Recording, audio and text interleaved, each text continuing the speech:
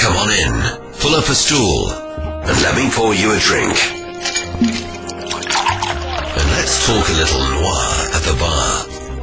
Thanks for joining us today for another episode of Noir at the Bar, where you get to hear some of your favorite authors reading from their books and short stories. Now, this season, our guest readers are authors that are going to be attending the Left Coast Crime in Seattle, April 11th to 14th. So not only do you get to hear them on the show here, you can go visit them, meet them, and maybe get a book signed. All right, our first reader today is co-host of the House of Mystery, and he's got a lot of books, and a lot of people know him. So Mr. John Copenhaver, and he's reading from Hall of Mirrors. So thank you for being here, John. Thank you, Al. I am looking forward to it. So this doesn't really require much setup since it's the first chapter of Hall of Mirrors. So I'm going to jump right in. It's May 1st, 1954, and the perspective I'm reading from is Lionel. I'm aware of the clear dusk sky beyond the smoke. I'm aware of cherry blossoms hanging in the breeze weeks past their peak. I'm aware of our building Spanish colonial revival facade, its tiers and molded ledges and balconies sweeping upward, its demonic grotesque perched on the cornice looming in vain, having failed to ward off evil spirits. Firefighters rush past me, wearing wide-brimmed helmets, gas masks with trunk-like noses, bulky coats marred with the residue of past fires, and tall boots like fishermen's waders. They grip fire extinguishers and haul limp extra hoses over their shoulders. The polished nozzles glint in the light from the building's lobby entrance. They call out commands and move with extraordinary purpose, giving some order to the chaos. A hook and ladder truck, its wheel up over the curb and brushing a fledgling redbud tree, buzzes with commotion. The long, expandable ladder shifts and begins to angle up. The clean-faced firefighter at its helm is so intent on the job that he briefly and bizarrely charms me. Not far behind me, distraught neighbors and nosy, babbling pedestrians gather, parting to see the ambulance crew appear, searching for direction. When I first visited the building, Roger stopped near the spot on the sidewalk, slid his hand across my shoulder, a gesture both thrilling and unsettling in a public space, and pointed to the windows along the ninth floor. "We'll live up there forever, darling," he said, leaning in, his voice soft, conspiratorial. "We'll throw parties. We'll sip martinis and watch D.C. blink to life in the evenings, just you and me." I cracked those windows at his request this morning to let in the mellow spring air. Now a ribbon of black smoke seeps from those raised sashes, and I'm sure I spot a flame flicker behind the glass. A line of poetry surfaces, his eyes darkened by too great a light. It's from Ovid, I think, a god riding a chariot too close to the sun, blinded by its rays. Perhaps that's it. Roger and I have flown too close and got burned, or burning. Philippa is standing beside me, her hand gently touching the back of my arm, an awkward but tender attempt to console me. Judy, not the consoling type, stands a few feet from me, her arms crossed, her chin up, her dark eyes like twin camera lenses recording it all. Maybe Judy or Philippa mentioned Ovid. They tend to go on about cultural tidbits. Gloria Graham is just glorious in the big heat. Or hand over Kinsey's new book. I can't wait to read what he has to say about women. Or maybe the poet's words echo from my grade school days, something I was made to memorize but forgot, something buried deep, dislodged as I watched my life turn to ash. I should be screaming. I should be crying. Maybe it's shock. How did this happen? Was it my fault? Did I forget to turn off the stove? Did Roger fail to unplug the toaster? He can be so forgetful. What about the bathroom heater? The towels dangle too close to it. I've noted it before. Maybe it wasn't our fault, but carelessness from another of the building's residents. A janitor ashing his cigarette in the oily bucket, or a housewife neglecting her curling iron. Or maybe it's a defect of the fuse box, old mouse-eaten wiring, or spark from colliding elevator cables. It's a chilly evening, but I'm sweating, drenched. Roger isn't inside, of course. Sure, he said he would be home this afternoon, but he would have stopped the fire if he were inside. He would have used his strong runner's legs, dashed into the hall, yanked the extinguisher from the wall, and choked the flames with sodium bicarbonate. His naval training during the war and his ability to stay cool under pressure would have served him well. No, he's not there. There's no way. Maybe he's out securing work. We need him to find a new job, a damn good job. Or maybe he ran to the store for dinner fixings. Just in case, as a cosmic barter, I lean into the horror. Take my things, I say to God, to the universe, but just don't take Roger. In my mind, I fly up 9 stories and turn back time an hour. I'm standing in the middle of the room we created by knocking down the non-load-bearing wall between the dining and main living areas. It's spacious, contemporary, and furnished with low-slung Herman Miller pieces in rosewood, upholstered in fabrics with bold geometric patterns. Against the back wall, my gift to Roger last Christmas, a record player cabinet filled with Sinatra, Miller, Cole, Gillespie, Davis, and Peggy Lee, and beside it a brass bar cart stocked with gin, martini glasses with delicate stems, and a big glass shaker that weighs a ton. We papered the far wall in a bold poppy print, modern and a tad garish, absolutely a statement. It's there amid the poppies that I imagine the first flame emerging, as if the bright red-orange petals, inspired by their color, transmute into fire. The thick paper bubbles and hisses and begins to peel off. Strips float to the floor, igniting the thin layer of linseed oil polish and sending a ripple of bluish fire across the wood. The glass on the starburst clock, now circled with flame, cracks and pops out. The hand stops. 7:24. In the blast of heat, the upright piano makes a strange sound, like ghostly fingers swiping its strings. The photos Roger displayed on its top waver and topple over. They are black and whites of his dead grandparents, his mild mother, Hard Bishop's father, his grim aunt and uncle, and his myopic sister, Rose Ellen, and him looking handsome in his lieutenant's uniform, and the two of us on a hike in Shenandoah National Park, pressing close, laughing, soon to be tugging at each other's clothes behind a boulder, giggling like damn idiots, aroused and happy, so happy. When the photo of us crashes into the floor, my heart lurches. Having gathered immense and uncontrollable energy, my imaginary blaze suddenly roars at me, bringing me back. Roger and I are good at imagining the worst. It's an occupational hazard. I remember a scene in our third Ray Kane novel, Seeing Red. McKee paused at the door, heat radiating out, inky smoke blooming from its keyhole, its doorknob a branding iron. What was inside was more than some maniac arson's delight, but a demonic force, sentient and vicious, poised to consume. Had Roger written that passage, or had I? I couldn't remember. Then I smell it, the actual fire. It's a greasy odor, like an old furnace, and then something sulphurous and nauseating, the scent of death, burning hair. How could I smell it so far away? Am I inventing it? Oh God. The wall of numbness cracks and pain floods in. It's a sharp physical pain that knocks the breath out of me. My knees wobble and I lean into Philippa, who, at a svelte 22, is 50 pounds lighter than me. She catches me, her grip assured as if she were bracing for this, my collapse, and steadies me. She steps close, gazing at me, her eyes concerned and quiet, even a little cold. As the tremor dissipates, tears well up and I sob. Somehow, I know that Roger is dead. Fantastic. You know, when you read from your story out loud like that, do you get a different perspective? Yeah, it's interesting because you are sort of speaking through a character's the actual sort of language, and it's not necessarily your own. I mean, of course, you wrote it, but it's you're living in a different perspective. So it's kind of weird, almost actorally, I guess, like I'm being an actor, although I'm not an actor at all. Well, fantastic. Well, Al, at my end of the bar, enjoying a refreshing beverage, we have Tracy Clark, who will be reading from Fall. Yeah, I will be reading from Fall, my latest book, and I'll start at the beginning of Chapter 1.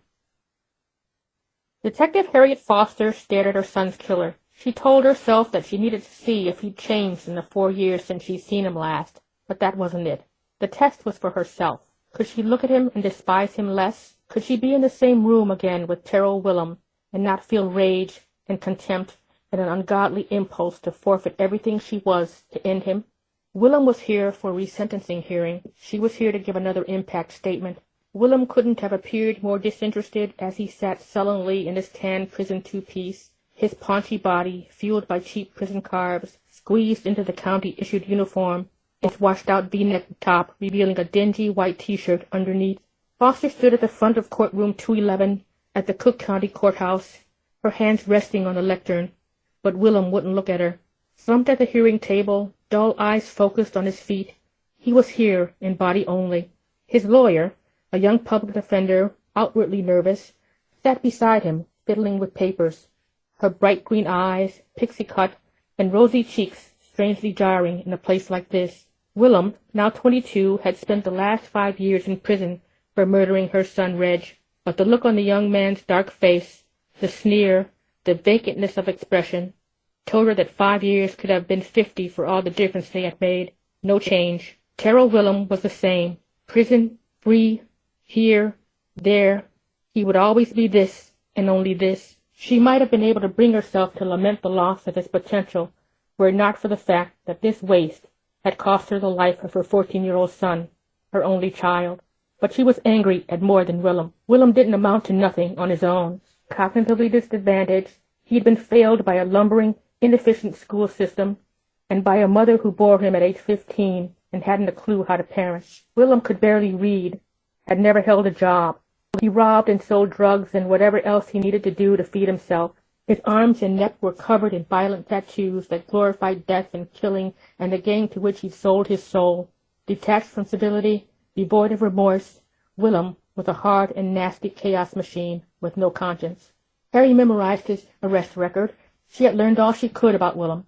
She knew him by the sour twist of his thick, dry lips, saw him in the false bravado that had him leaning back in his chair, his long legs spread wide under the table, as though nothing worried him, as if he had no stake in what was being said or by whom. He was a child in a man's body, a child who hadn't been taught, who had been allowed to grow as a destructive weed might, and live like a feral dog that lurched undeterred from impulse to impulse.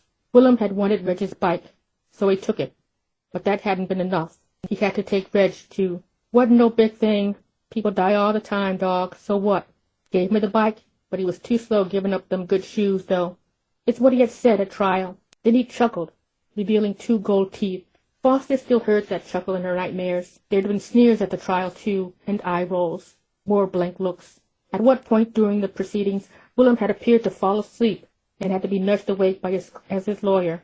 A bike or life, shoes or wallet, all the same to him. Harry stood with her back straight, her eyes on the killer at the table. She'd worn a black suit, her badge clipped to the belt at her waist, but hidden. Her gun, too. Both were tools of her trade, tools that defined her, marked her, steadied her hand. Resentencing. That's what they were here for. Because Willem had been just 17 at the time of her son's murder, a lawyer, not pixie-cut, had successfully argued that he deserved a break on his sentence of 99 years and a day, no parole. Willem's side was trying to whittle his punishment down to 75 years with parole on the table. Foster was here to stand for Reg. Willem was damaged goods, lost half a lifetime ago to abuse, neglect, and depravity, and she wanted him to serve every minute of those 99 years, even the day tacked on behind it. She wanted Willem to die in prison, on bad days, and there were many. She dreamed of being there when he did. She glanced around the old courtroom, its dark wood and brass fixtures harkening back to a foregone era, when Al Capone or one of his associates might have strutted along the marble floors on their way to the witness stand. The room felt close and hot as heat hissed out of the heavy vents. The old school buildings answered to the February chill outside the heavy leaded windows. Harriet had been here 1,000,000 times or more testifying in cases, doing her job, locking up killers like Terrell Willem. But what happened next in the rooms like this wasn't up to her. There were always lawyers and judges, always Willems. She scanned the room, glancing over the handful of observers that included her ex-husband in the first row, and Willem's mother and 2 sisters across the aisle in the back, as if they'd chosen the farthest point to sit for fear of recrimination. Willem's family looked just as hard, just as broken as he was, she thought. The meanness, the misplaced defiance, the confusion on their faces, an explanation for Terrell, but not an excuse. The room smelled of sweat and furnace and oiled leather from her holster and Ron's and the guards who'd brought Terrell in. She wasn't naive. She knew abuse was generational. She knew poverty and race played a part and the lack of opportunity made up for the rest of it, that crime and gangs became the reality when there was nothing to counterbalance them, and that boys like Willem almost never made it past 30. She knew all this because she was charged with fixing it, or at least arresting it. She turned back to Willem, having memorized every line on his face from before. His was the last face her son had seen, and knowing that made it difficult for her to sleep. Willem could have taken the bike, the shoes. He didn't have to take Reg, but he did. He did because Reg meant nothing, because life held no great value, because imprisoned or free, 99 years or 75 was all the same.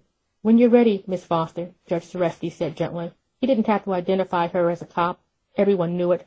But she wasn't here in that capacity. She was here as the mother of a murdered son. She pulled her eyes away from Willem and stared at the statement she'd written. The edges of the single sheet of paper curled and damp with her sweat. These were her reasons for wanting Willem to stay where he was. 99 years felt like justice. 75 felt like compromise. Tracy, that was great. Very interesting. And as I'm listening, I'm saying to myself, you presented some depth of characters there. What was your inspiration for them? Well, I wanted to start this book out with Harriet beneath the badge. She's a cop and she's working the mean streets of Chicago, but she's also got that other half of her, the wounded part. And I wanted to start the book off there. This is not Harriet the cop. This is Harriet the mom grieving. This Harriet the mom who is filled with guilt and a sense of responsibility and loss. And so that's where we start the book. And then I sort of dump a body somewhere and she has to go to work. But that's where she is emotionally and as a person. Well, it definitely comes out in what you read. So I think everybody should read it because you grabbed me. Thank you very much. Thank you so much. We interrupt our programming. This is a national emergency. Important details will follow. Are you prepared? Legacy Food Storage. The best way to protect your family is by being prepared. Go now to legacyfoodstorage.com. Use coupon code HOM15 now for 15% off. Quick, go!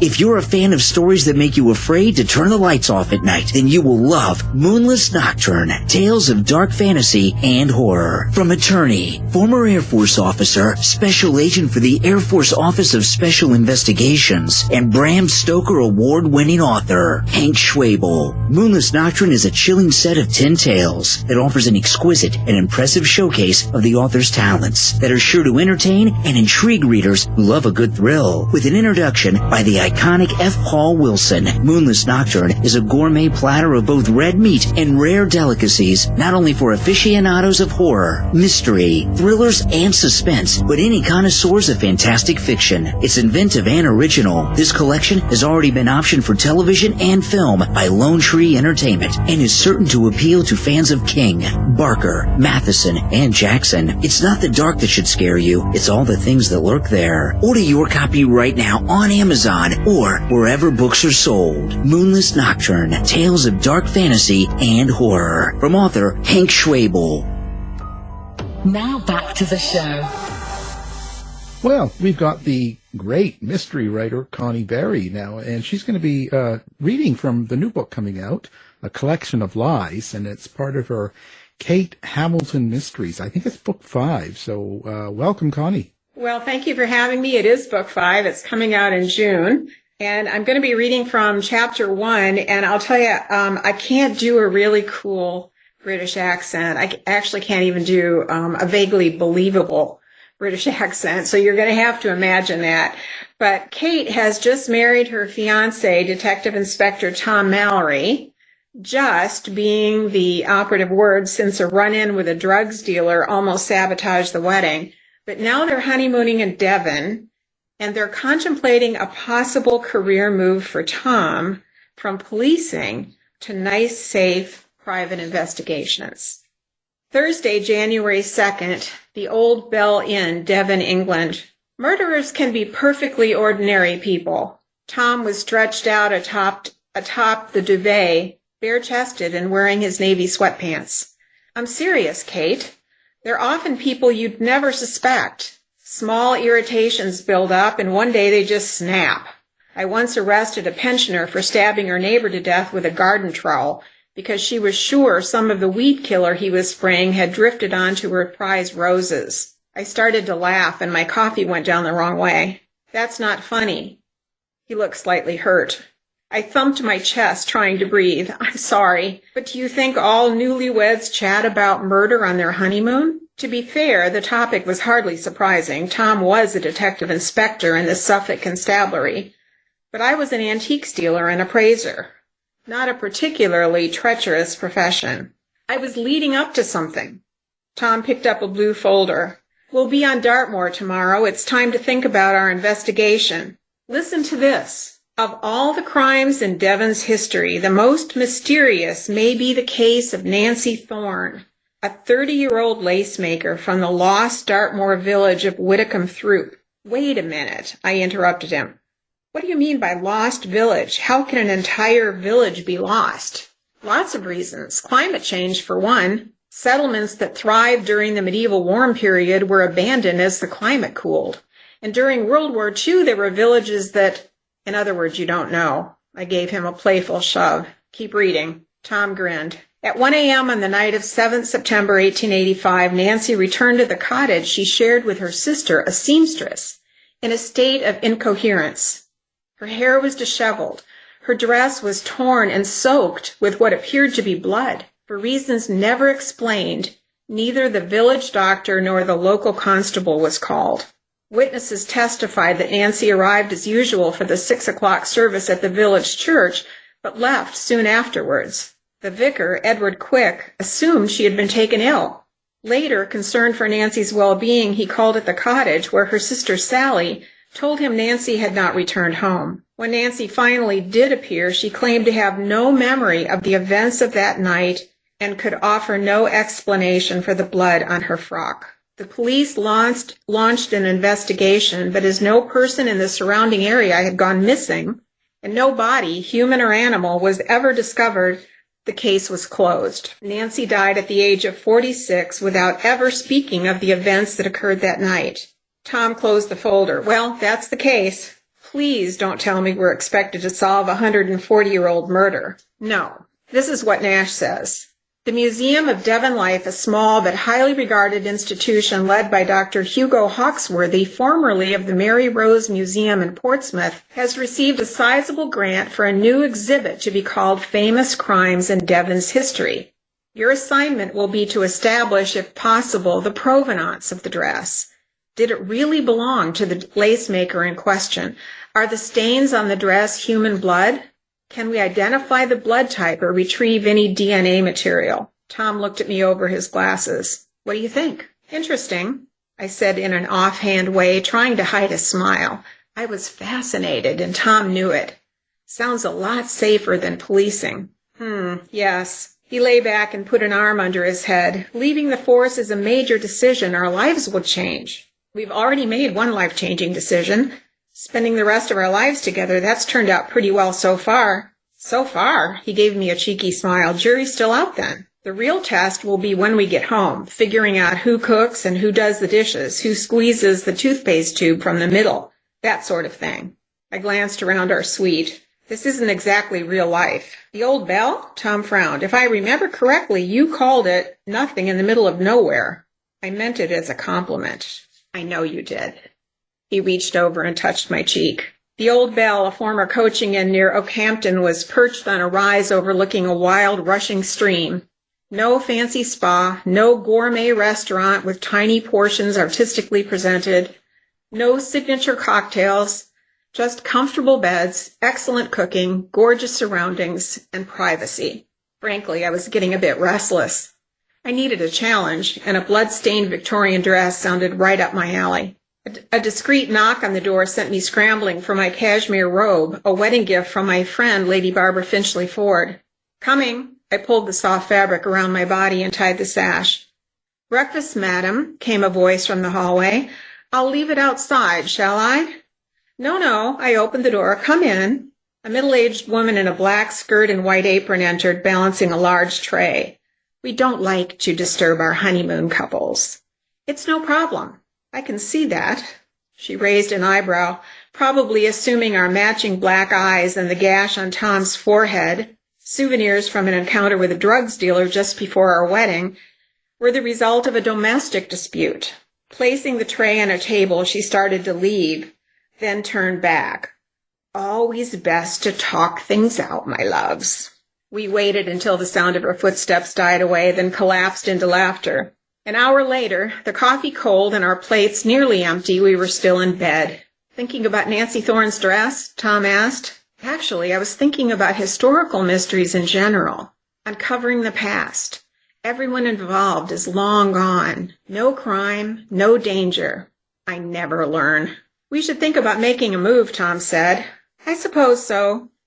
I looked over at his profile, the straight nose, the angles of his cheekbones, the slight scar near his ear. Life, miraculously, had given me a second chance at love. A whole new life, with his charming, gifted, gorgeous, irresistible. Come on, then. He started to get up. I pulled him back down. Oh, not yet. So that's it. Add in a cybersecurity expert who lives and dresses as if it were 1855, an ex-juvenile delinquent turned tough-on-crime MP, a Romani family who camped on the moor, local legends about a deadly peat mire, and Kate learns that historical mysteries aren't always nice and safe. Well, incredible. You're just keeping the series going. How do you keep the excitement of the series going and with the surroundings being in the UK? Well, I heard one time actually from my agent that when you establish a location like Longbarston in Suffolk is the primary location of the series, that your readers want to stay there, but that you're allowed to kind of take a little detour maybe every 3 books or so. So I'm taking my little detour to Devon. So I have some new characters. And I think actually what keeps the series going is change in the characters. They can't be just static. There has to be something new, some decisions to make. They have to learn things. They have to grow. They have to develop as people. And so I had this overarching kind of character arc in mind, and there still are some things that Kate and Tom have to learn, so hopefully they can keep going for a little bit. Oh, I'm sure they will. Well, thank you very much. This has been a production of the House of Mystery Radio Show. To find out more about our show, guests, or hosts, go to our website at houseofmysteryradio.com.